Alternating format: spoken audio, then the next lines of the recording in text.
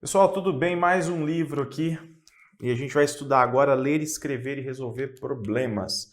Esse livro fala assim do ensino de matemática, no caso nos primeiros anos do ensino fundamental, mas a ênfase está em ler, escrever e resolver problemas. Então aqui está a ênfase do livro. O título é bem assertivo nesse caso, beleza? Vamos começar aqui. Comunicação em matemática, um ponto muito valorizado pelas autoras, e essas autoras elas são a Katia Smolli e a Denise, elas são organizadoras e têm também seus textos no livro. No entanto, os demais autores que contribuíram com o livro também falam muito sobre a comunicação, a importância da comunicação em matemática, ok? Vejamos esse primeiro tópico aí. O que as pesquisas indicam? O que as pesquisas apresentam? Em todos os níveis, os estudantes devem aprender a se comunicar matematicamente. Então aqui, quando ela diz, quando o texto diz em todos os níveis, não apenas no ensino fundamental, mas na segunda etapa do ensino fundamental, no ensino médio, no ensino superior. Então, aprender a se comunicar matematicamente faz parte do processo de alfabetização do sujeito e é um conhecimento, uma habilidade, uma competência fundamental para a continuação dos estudos e para a vida social. E os professores devem estimular o espírito de questionamento e levar os seus alunos a pensarem e comunicarem ideias. Tranquilo? Aqui está fácil, não é? O que nós temos normalmente no ensino tradicional de matemática? Normalmente no ensino tradicional, que é justamente com o qual nós queremos romper, a gente quer ruptura com relação a esse ensino tradicional, a gente tem o seguinte, eu vou colocando aqui alguns pontos, tá? Então, ensino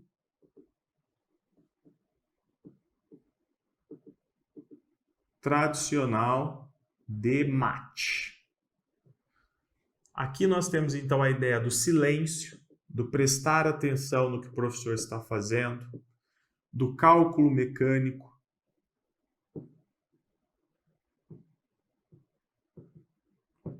da repetição. Se eu falei silêncio, não comunicação.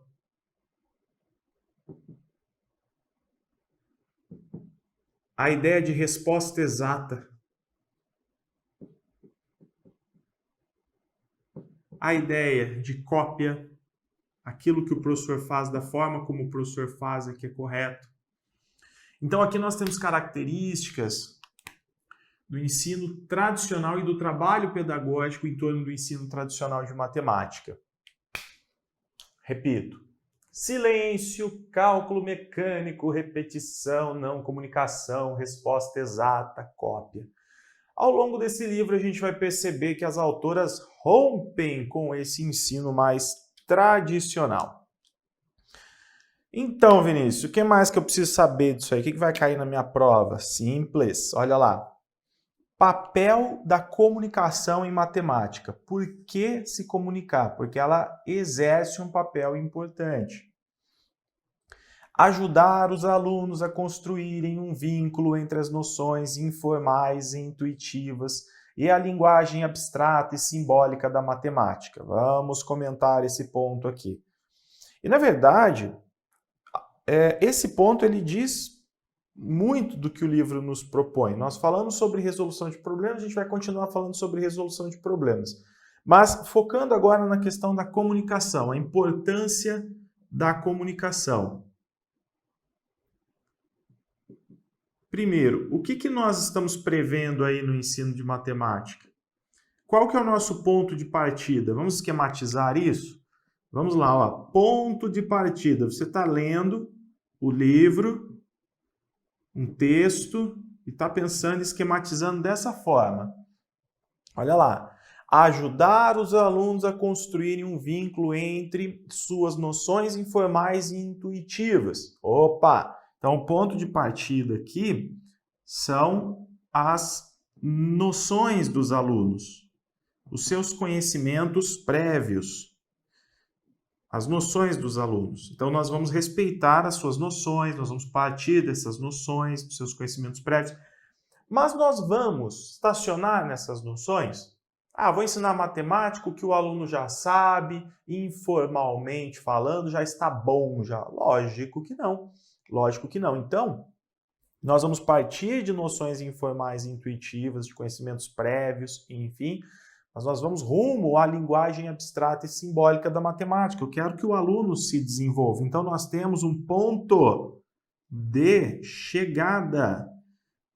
Que massa isso, não é? Simples e legal. Ó, veja, um ponto de chegada. Qual é o ponto de chegada? Conhecimento matemático formal, linguagem abstrata e simbólica da matemática. Tá? Então, linguagem abstrata, simbólica, a forma matemática de representar as coisas, linguagem matemática simbólica. Tá? E o que nos auxilia a realizar uma atividade em que eu ajudo o aluno a sair da forma como ele pensa e chegar no pensamento matemático? Quem que serve de instrumento aqui?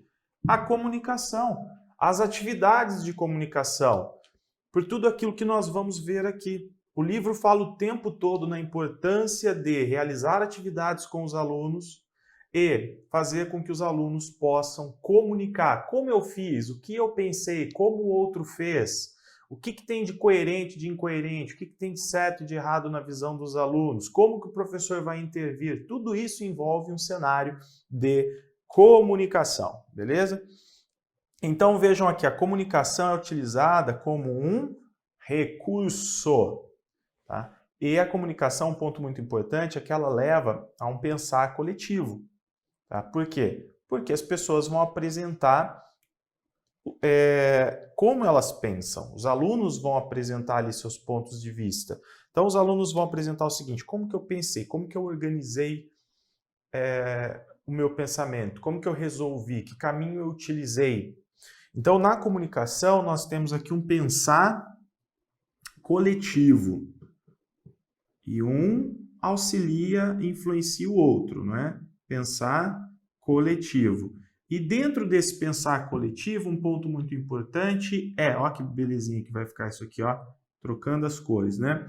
Um ponto importante é como cada criança representa. Então, eu tenho um problema, as crianças analisam esse problema de diversas formas. Como que elas representam aquele problema? Como que elas organizam, de repente, como que elas armam uma conta, como que elas respondem a um problema, como que elas iniciam, como que elas atacam o problema, né? Ou seja, existe ali um problema, como que eu começo a pensar sobre ele? As crianças vão apresentar caminhos diferentes, tá? Então, a comunicação é um recurso.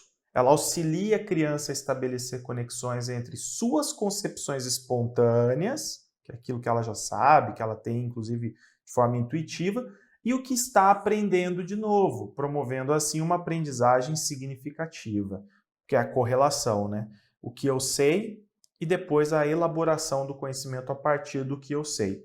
A linguagem ajuda a criança, aliás, a comunicação ajuda a criança a desenvolver linguagem matemática. E vamos pensar da seguinte forma: o ensino ele tem que ser sistemático, a criança vai para a escola para aprender conteúdos, inclusive aprender matemática. Então, quando a gente fala de ponto de chegada, linguagem abstrata simbólica, nós estamos falando de um objeto muito bem definido, de um objeto de aprendizagem. Nós estamos falando de objetivos de aprendizagem. Nós vamos partir, sim, de situações, muitas vezes, que envolvem aí conhecimentos prévios, noções, situações práticas, mas eu quero, sim, que o aluno aprenda a matemática formalmente. Eu quero sim que o aluno aprenda o algoritmo, a utilizar o algoritmo. Eu não quero que ele fique simplesmente pensando problemas matemáticos de forma intuitiva.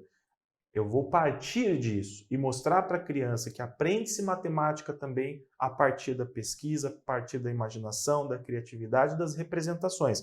Mas o ponto de chegada é aprender a matemática no seu aspecto formal.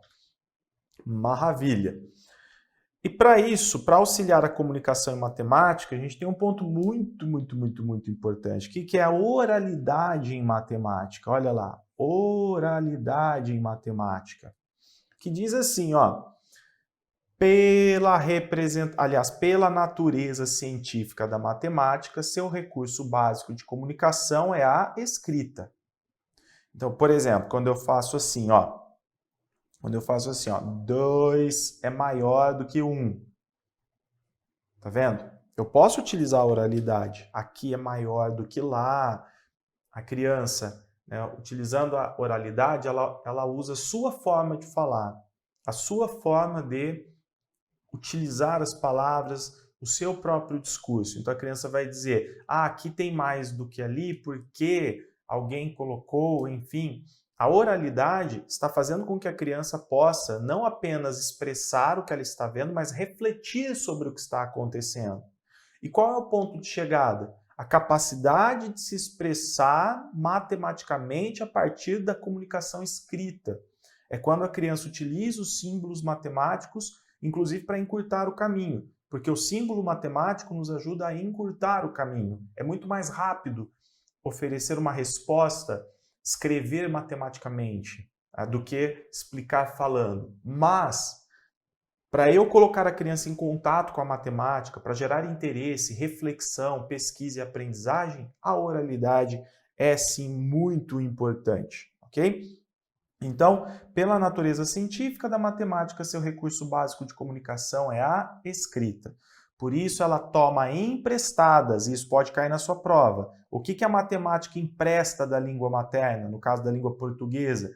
A oralidade e as significações das palavras que servem de suporte para a troca de informações. Então, a oralidade vai ajudar o aluno a aprender matemática? Vai ajudar o aluno a aprender a pensar matematicamente? Vai. Por quê? Porque ela permite trocas, ela permite processos de comunicação.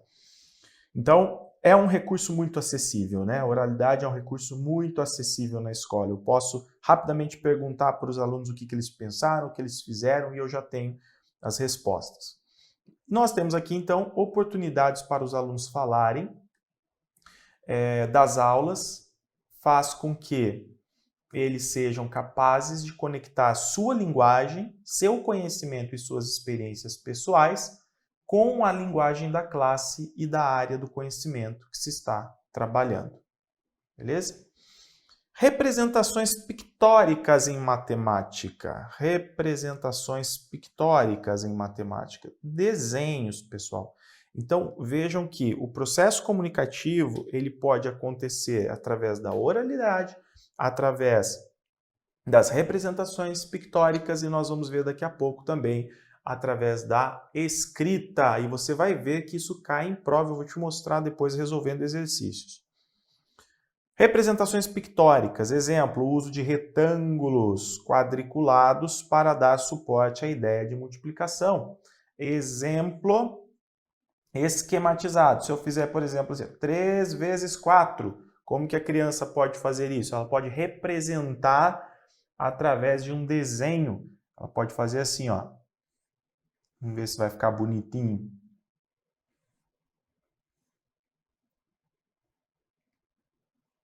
Deu certo aqui? 1, 2, 3, 4, 5, 6, 7, 8. Não, falta mais um ainda, Vinícius. Agora sim. Tá vendo? Então aqui eu tenho a linguagem matemática. E poderia colocar aí um igual a 12, né? E aqui eu tenho uma representação pictórica. E pode ser também a partir de desenhos que são típicos das crianças. Inclusive, o professor de matemática ele pode entender muito bem Qual é a relação entre a fase do desenho da criança com o pensamento matemático? É algo que se trabalha, autores trabalham isso, é muito interessante.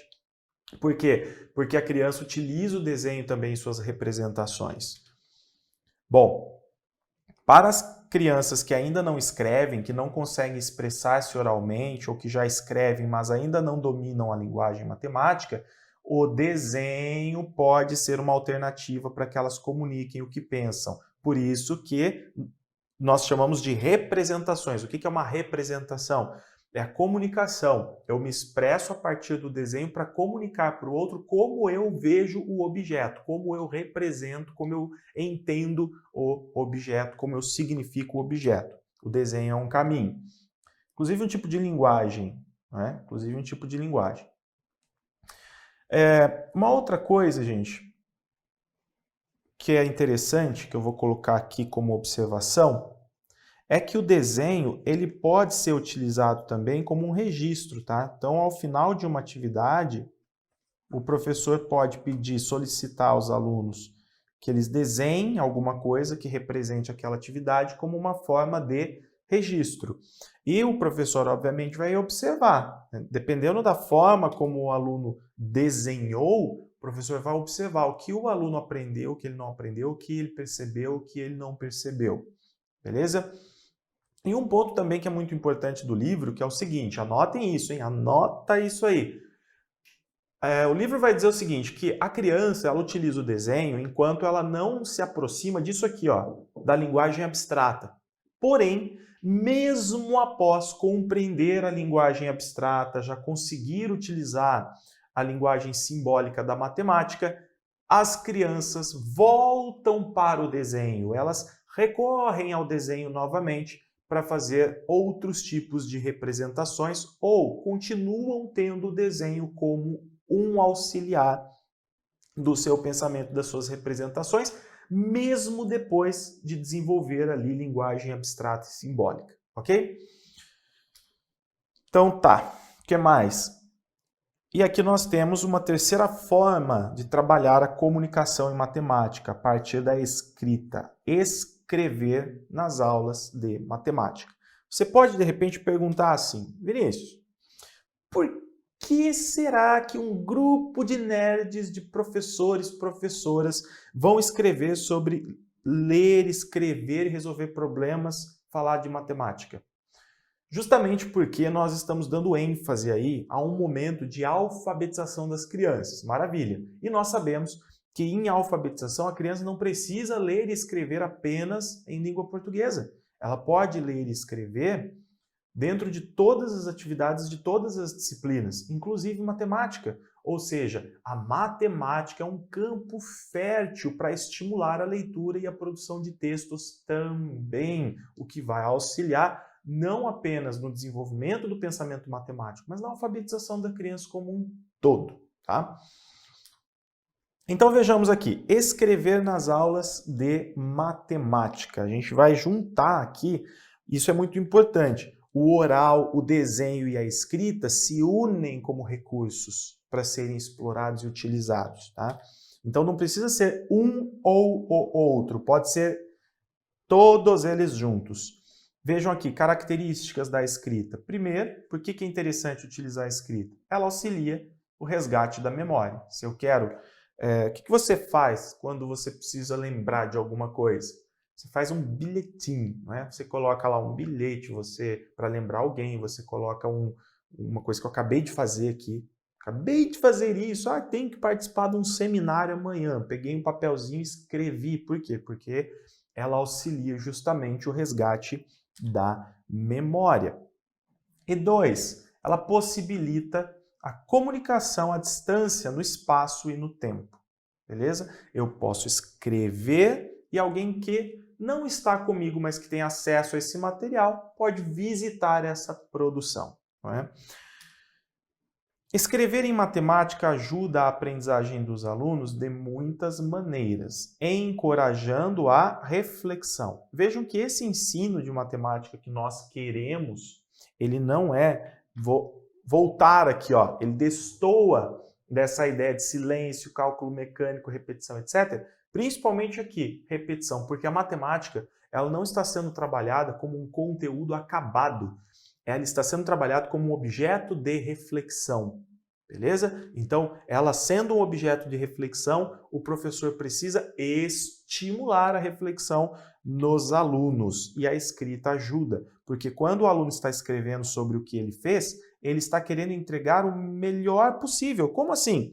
Quando eu escrevo para alguém, eu me responsabilizo por ser claro. Eu quero escrever da forma mais clara que eu puder, para que a pessoa me entenda. Da mesma forma acontece com esse aluno. Mesmo que ele tenha muitas limitações, ele vai tentar escrever da melhor forma possível, representar da melhor forma possível a partir da escrita, para que o seu interlocutor compreenda. Logo, esse aluno o tempo todo está escrevendo, mas refletindo como eu posso representar isso da melhor forma a partir da escrita. Clareando as ideias e agindo como um catalisador, um acelerador para as discussões em grupo. Também ajuda o aluno a aprender o que está sendo estudado, ok? Então, nós temos aí oralidade, desenho, escrita, todos esses meios, né, esses instrumentos auxiliando no processo comunicativo e também na reflexão dos alunos. O ambiente da sala de aula, vamos falar do ambiente.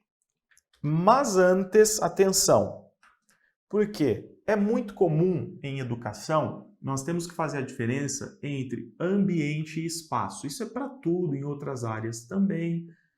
Tá? Ambiente e espaço. São duas coisas diferentes que se complementam. Quando eu falo de espaço, eu estou falando daquele espaço que eu estou vendo, por exemplo, a sala de aula. A sala de aula é um espaço, é um espaço delimitado. Então eu tenho paredes, eu tenho ali X metros quadrados, eu tenho todos os objetos que compõem a sala de aula. Isso é espaço, lugar onde nós trabalhamos. Agora, o ambiente diz respeito às relações que são estabelecidas.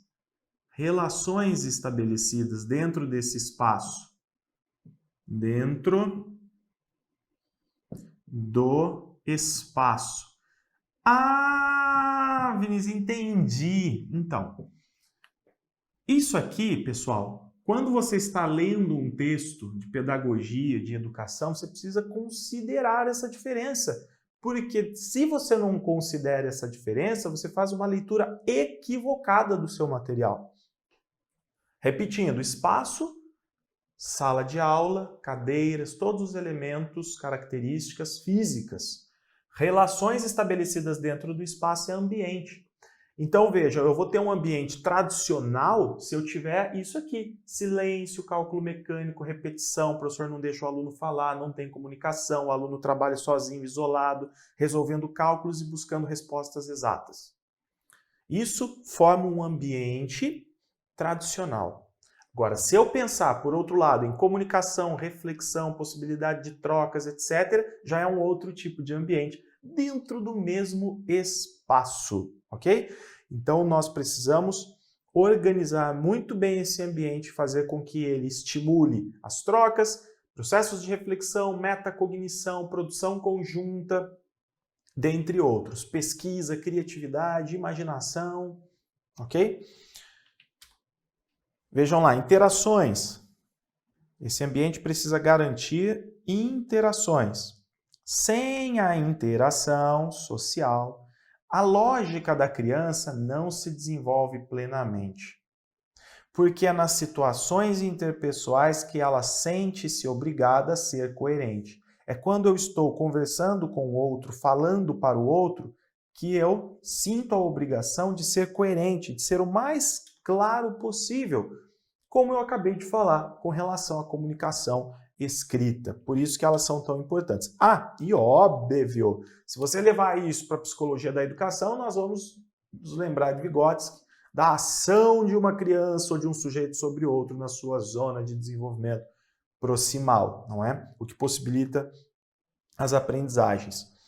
Trabalho em grupo, rodas de produção, de painéis, rodas, produção de painéis, etc., são o quê? Ideias que o livro traz para o professor organizar esse espaço como um ambiente de interações. Ambiente com interações coletivas, dando continuidade, caracteriza-se pela proposição, investigação e exploração de diferentes ideias por parte dos alunos. Diante de um problema, um aluno vai dizer, eu fiz assim, o outro vai falar, eu fiz assado, e o outro vai falar, eu fiz de um outro jeito ainda. E nós vamos articular essas ideias, promover a discussão, trabalhar com as hipóteses dos alunos e buscar caminhos. Lembrando que o professor ajuda, intervém sempre para fazer com que o aluno chegue aqui, ó, nos objetivos definidos, no ensino, no conhecimento formal da matemática. Tudo bem? Nós partimos do intuitivo, da criação, da imaginação, da forma como o aluno pensa, etc. Mas eu quero que ele aprenda a matemática no seu aspecto formal também. Repito. Bem como pela interação entre os alunos, a socialização de procedimentos encontrados para solucionar uma questão e a troca de informações. Bem bacaninha esse slide aí, não é? Bom, o que mais, Vinícius? O que mais? Textos em matemática, por que não? Por que não fazer uma pausa agora e tomar uma água, não é? Então eu vou fazer uma pausa e já volto para nós darmos continuidade.